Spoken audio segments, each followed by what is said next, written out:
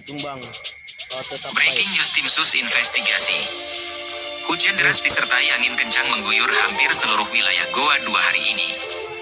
Hujan deras membuat pohon di Jalan Sultan Hasanuddin, Kota Malino, Kecamatan Tinggi Moncong, tumbang sehingga menutupi sebagian jalan.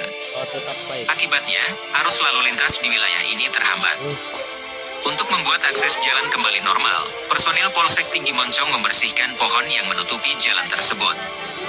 Pohon tumbang terjadi sekitar pukul 11.20 WITA dari informasi masyarakat yang kebetulan melintas dan langsung melaporkan kejadian tersebut di Polsek Tinggi Moncong.